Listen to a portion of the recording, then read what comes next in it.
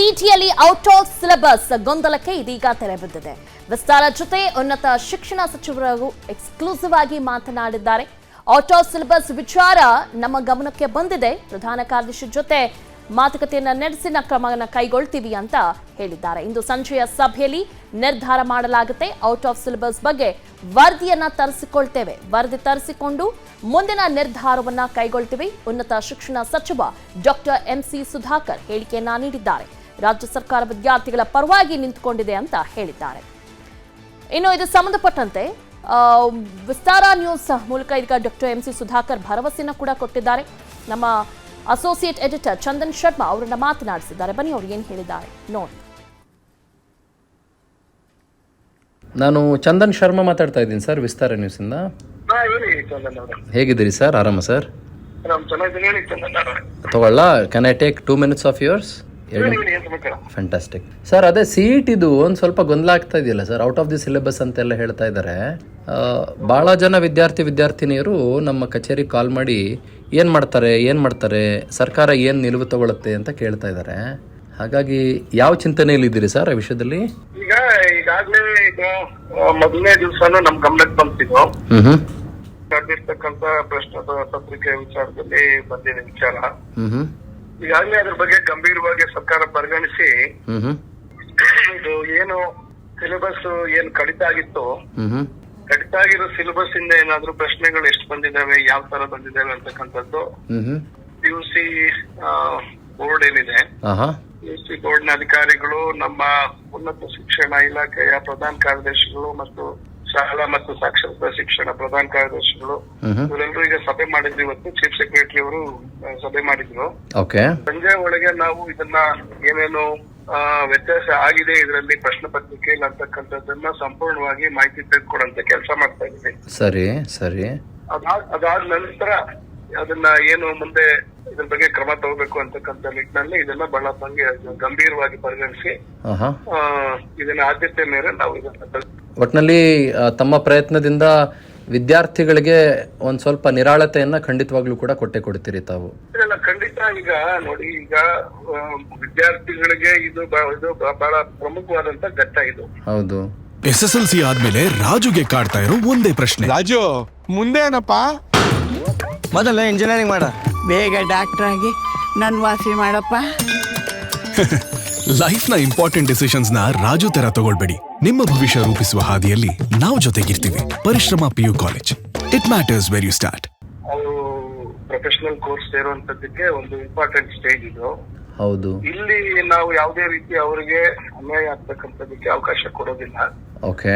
ಇದು ಏನು NCERT ಪುಸ್ತಕಗಳು ಏನು ಪಠ್ಯಗಳನ್ನ ಇದು ಮಾಡಿದ್ರು, ಕೆಲವು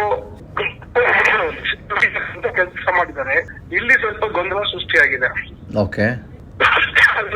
ಸಂಪೂರ್ಣವಾಗಿ ಈಗ ಅದನ್ನ ಮಾಹಿತಿಯನ್ನ ತಗೊಂಡು ಒಂದ್ ಸಭೆ ಇದೆ. ಸರಿ. ಚುನಾವಣೆ ನೀತಿ ಸಂಹಿತೆ ಇರೋದ್ರಿಂದ ನಾನಿರೋದಿಲ್ಲ. ನಮ್ಮ ಮುಖ್ಯ ಕಾರ್ಯದರ್ಶಿಗಳು ಮಾತಾಡ್ತಾರೆ, ಸಭೆ ನಡೆಸ್ತಾರೆ.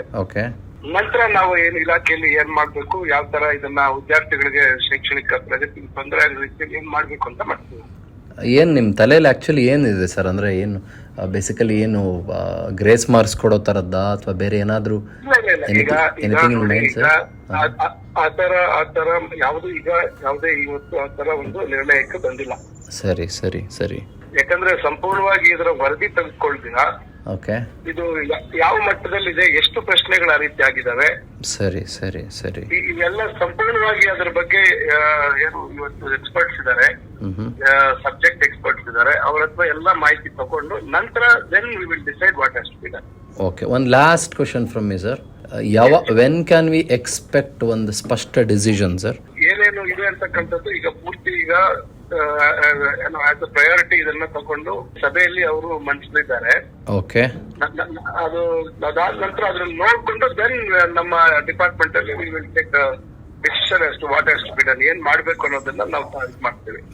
ಮೇ ಬಿ ಬೈ ಟ್ಯೂಸ್ಡೇ ನೋಡೋಣ ಆದಷ್ಟು ಬೇಗ, ಯಾಕಂದ್ರೆ ನಾವ್ ಇದಕ್ಕೆ ವಿಳಂಬ ಮಾಡುವಂತದಕ್ಕೆ ಅವಕಾಶ ಇಲ್ಲ. ನಾವು ಟೈಮ್ ಟೇಬಲ್ ಸೆಟ್ ಮಾಡಿದ್ವಿ ಒಂದು ಪ್ರೋಗ್ರಾಮ್. ನಿಜಾನೇ. ಸಿಇಟಿ ರಿಸಲ್ಟ್ಸ್ ಬೇಗ ಮೇ 28 ಒಳಗೆ ಬರ್ಬೇಕು, ಈ ತರ ಎಲ್ಲ ಸ್ವಲ್ಪ ಎಲ್ಲ ಸೆಟ್ ಮಾಡಿದ್ವಿ ಪ್ರೋಗ್ರಾಮ್. ಯಾಕಂದ್ರೆ ಒಂದಕ್ಕೊಂದು ಇಂಟರ್ಲಿಂಕ್ಡ್ ಅಲ್ಲ ಸರ್ ಅವೆಲ್ಲ. ನಾನು ಹೌದೌದು, ಹಿಂದೆ ಎಲ್ಲ ಸ್ವಲ್ಪ ತಡ ಆಗಿತ್ತು, ಕೋವಿಡ್ ಇಂದ ಎಲ್ಲ ಎಂಟೈರ್ ಕ್ಯಾಲೆಂಡರ್ ಅಪ್ಸೆಟ್. ಹೌದು. ಈ ವರ್ಷ ನಾವೆಲ್ಲ ಸ್ಟ್ರೀಮ್ ಲೈನ್ ಮಾಡೋದಕ್ಕೆ ಒಂದು ಇವೆಂಟ್ಸ್ ಎಲ್ಲ ಹಾಕೊಟ್ಟಿದ್ವಿ. ಯಾವ ಟೈಮ್ಗೆ ರಿಸಲ್ಟ್ಸ್ ಬರ್ಬೇಕು, ಯಾವ ಟೈಮ್ಗೆ ಕೌನ್ಸಿಲಿಂಗ್ ಸ್ಟಾರ್ಟ್ ಮಾಡ್ಬೇಕು, ಇವನ್ನೆಲ್ಲ ಸ್ವಲ್ಪ ಸಿಸ್ಟಮೈಸ್ ಮಾಡ್ಬೇಕು. ಮತ್ತೆ ಬೇರೆ ದೇಶದಲ್ಲಿ ಬೇರೆ ಬೇರೆ ಇಂಟರ್ವ್ಯೂಸ್ ಏನೇನಿದಾವೆ, ಬೇರೆ ಬೇರೆ ಕೌನ್ಸಿಲಿಂಗ್ಸ್ ಏನಿದಾವೆ, ಅದಕ್ಕೆ ಮ್ಯಾಚ್ ಆಗೋ ರೀತಿಯಲ್ಲಿ ಶೈಕ್ಷಣಿಕ ಕ್ಯಾಲೆಂಡರ್ ಅಲ್ಲಿ ಸಮಯ ವ್ಯರ್ಥ ಆಗ್ಬಾರ್ದು ಅಂತಕ್ಕಂಥ ನಿಟ್ಟಿನಲ್ಲಿ ಎಲ್ಲ ಪ್ಲಾನ್ ಮಾಡಿದ್ವಿ. ಅದರಿಂದ ಇದು ಯಾಕಂದ್ರೆ ಗಂಭೀರವಾದಂತ ವಿಚಾರ. ನಾವು ಸುಮ್ಮನೆ ವಿದೌಟ್ ಹ್ಯಾವಿಂಗ್ ಪ್ರಾಪರ್ ಇನ್ಫಾರ್ಮೇಶನ್ ನಾವು ಏನು ಒಂದು ಸ್ಟೇಟ್ಮೆಂಟ್ ಮಾಡೋದು ತಪ್ಪಾಗ್ತದೆ. ಯಾಕಂದ್ರೆ will be misleading the entire student community. So ಅದನ್ನ ಗಮನದಲ್ಲಿ ಇಟ್ಕೊಂಡು ಅದು ಏನು ನಾಳೆ ನಮ್ಗೆ ರಿಪೋರ್ಟ್ ಬರ್ತದೆ ಅದ್ರ ಬೇಸಿಸ್ ಮೇಲೆ then will take a decision. Okay okay okay. ಒಟ್ನಲ್ಲಿ ಸರ್ಕಾರ ಅಂತೂ ನಿಂತ್ಕೊಂಡಿದೆ ವಿದ್ಯಾರ್ಥಿಗಳ ಪರವಾಗಿ. ಖಂಡಿತ ಇದನ್ನ ನಾನು ನೋಡಿ ಮೊನ್ನೆ ರಾತ್ರಿನೇ ಪೇಪರ್ ಆದಾಗೆ ಮಾಹಿತಿ ಬಂತು. ನಾನು ನಮ್ಮ ಅಧಿಕಾರಿಗಳಿಗೆ ನಿನ್ನೆ ಬೆಳಿಗ್ಗೆ ನಾನು ಮಾತಾಡಿದೆ. ಮತ್ತೆ ನಿನ್ನೆ ಇದ್ದ ಪೇಪರ್ಸ್ ಅಲ್ಲೂ ಅದೇ ರೀತಿ ಆಗಿದೆ ಅಂತ ಹೇಳಿ ಒಂದು ಮಾಹಿತಿ. ಹೌದು ಸರ್, ಹೌದು ಹೌದು.